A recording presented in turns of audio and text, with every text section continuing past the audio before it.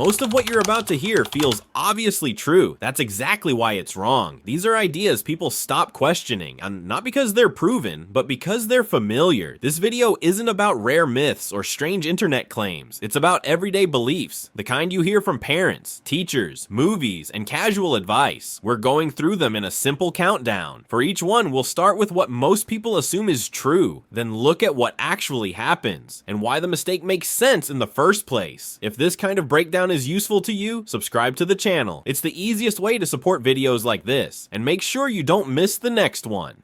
Let's start with the belief almost everyone has heard and almost everyone gets wrong. You've probably heard this one your whole life.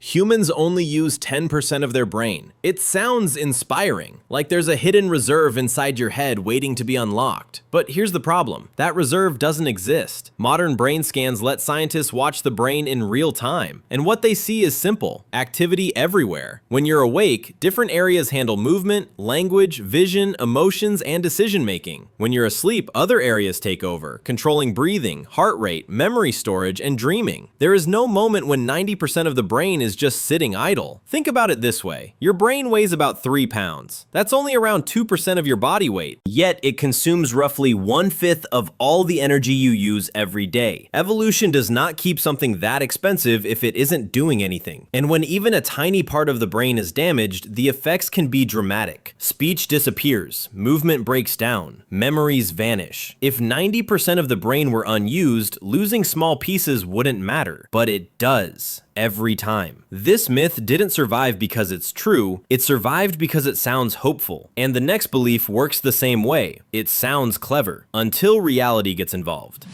You've heard this one used as a warning, a joke, even a life lesson.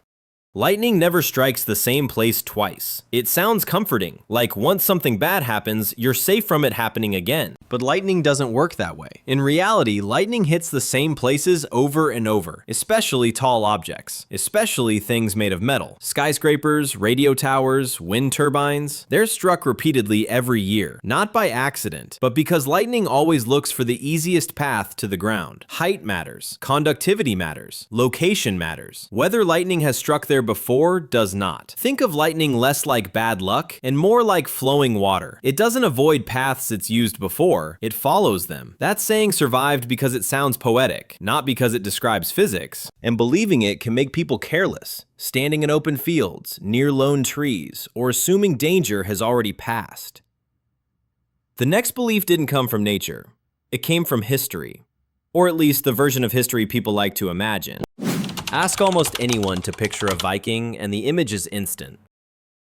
A fierce warrior, a shield, and a helmet with 2 large horns. The problem is, Vikings never wore them. No archaeological evidence supports the idea. Every real Viking helmet ever found is practical, simple, and designed for protection. No horns, no spikes, nothing decorative. And there's a good reason for that. In combat, horns are a liability. They give an enemy something to grab. They get caught on branches, ropes, and shields. They add weight without adding protection. The horned helmet didn't come from Viking culture. It came from 19th century theater. Opera costume designers wanted Vikings to look dramatic on stage. Horns were visually striking, easy to recognize, and perfect for storytelling. Accuracy didn't matter. Over time, stage costumes became illustrations. Illustrations became movies. Movies became history in people's minds. The image stuck, not because it was true, but because it was memorable. And the next belief sticks for a similar reason. It's based on what something feels like, not what's actually happening. You've probably noticed it yourself. You shave, and when the hair grows back, it feels thicker, darker, and rougher. So the conclusion seems obvious. Shaving makes hair grow back stronger. But that conclusion is misleading. When you shave, you cut the hair straight across. Instead of a natural tapered tip, you leave behind a blunt, flat edge. As that hair grows out, the flat end presses against your skin. It feels stiffer. It looks darker. But it hasn't changed at all. The hair follicle underneath the skin is untouched. Its growth rate, thickness, and color are all determined by genetics. A razor never reaches that deep. If shaving actually changed how hair grows, baldness wouldn't exist. People would have solved it decades ago with a blade and some foam. This belief survives because our senses are convincing. Touch tells us one story, even when biology tells another. And the next belief survived for a different reason, because it came wrapped as a warning.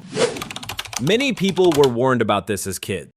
Eat, then wait. Don't swim right after a meal. The story was always the same. Blood rushes to your stomach. Your muscles cramp. You sink. It sounds serious. It also isn't supported by evidence. Your body is designed to do multiple things at once. It can digest food while you walk, run, or swim without shutting down your muscles. That's why competitive swimmers often eat during training sessions. They don't wait 30 minutes. They don't stop moving. The confusion comes from discomfort. If you eat a very large meal and immediately swim hard, you might feel sluggish or mildly crampy, the same way you would if you tried to sprint after dinner. That feeling isn't danger. It's digestion plus exertion overlapping. There are no documented cases of someone drowning because they ate beforehand. The rule survived because it sounded protective, not because it was medically real. And the next belief sounds even more scientific, which is why so many people trust it without question. You may have heard this one every winter. Wear a hat. You lose most of your body heat through your head. It sounds scientific, it sounds precise, but it isn't true. Heat loss doesn't work that way. Your body loses heat from any skin that's exposed in proportion to how much of it is uncovered. Your head isn't special, it's just visible. This idea came from old cold weather experiments where people wore full winter clothing except on their heads. Of course, most heat escaped there. It was the only place heat could escape. In reality, your head makes up roughly 10% of your body's surface area, so even uncovered, it can only lose about that much heat. If you went outside wearing only a hat and nothing else, you wouldn't stay warm. You'd freeze quickly. Hats still help, but so do gloves, jackets, pants, and socks. There is no single heat chimney on your body, and the next belief underestimates something in a very different way. Not temperature, but memory. People love to joke about this one. Goldfish have a memory that lasts only a few seconds. It makes them sound simple, almost disposable. But that idea doesn't match reality. In controlled experiments, goldfish have been trained to navigate mazes. Not only do they learn the path, they remember it weeks and even months later. They can recognize shapes, colors, and patterns. Some can even distinguish between different human faces and respond to familiar ones. Goldfish have also been trained to perform simple tasks for food rewards. That requires memory, learning, and consistency. The confusion comes from how small their brains are. People assume size equals intelligence, but memory isn't about how big a brain looks. It's about how efficiently it's organized. Goldfish don't forget everything after 3 seconds. They remember enough to survive, and much more than we give them credit for. And the next belief goes back to childhood. It's one almost everyone heard and almost everyone believed. You probably heard this one as a kid, usually as a warning. If you swallow chewing gum, it stays in your stomach for 7 years. It sounds gross, it sounds serious, but it isn't true. Chewing gum doesn't stick to your organs, it doesn't line your stomach, it doesn't build up over time. Your body simply can't digest it, so it treats gum the same way it treats other indigestible things, like corn kernels. It moves through your digestive system and exits normally, usually within a day or two. Your stomach is constantly churning and pushing material forward. There's no place for gum to hang around. Problems only occur in extremely rare cases, usually involving very young children swallowing large amounts repeatedly. For normal use, there's no 7-year countdown happening inside you. This belief stuck because it worked as a scare tactic, not because it described how digestion actually works. And the final belief isn't about digestion or memory, it's about behavior and who we tend to blame for it. You've probably seen this play out countless times.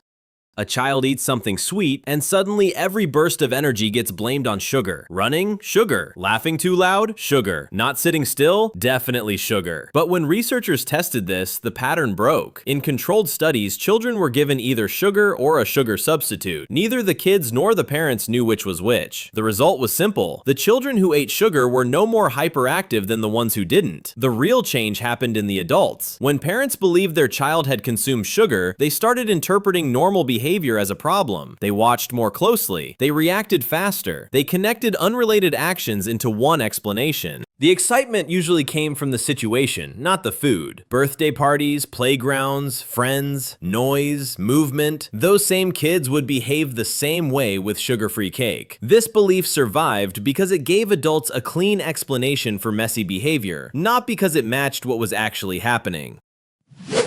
When you line all of these beliefs up, a pattern starts to show. None of them are complicated. None of them required advanced science to debunk. They survived because they sounded reasonable, because they were repeated by people we trusted, because once an idea feels familiar, it stops feeling questionable. That's how myths blend into daily life. Not as lies, but as shortcuts. They save time. They reduce uncertainty. They give simple answers to messy systems. And most of the time, believing them doesn't cause any immediate harm, which is exactly why they last. The uncomfortable part isn't that these ideas were wrong, it's how rarely we stop to check the next one. So think about it. What's another obvious fact you've never actually questioned? If this video made you rethink even one of them, let me know in the comments. And if you want more breakdowns like this, subscribing helps more than you might think.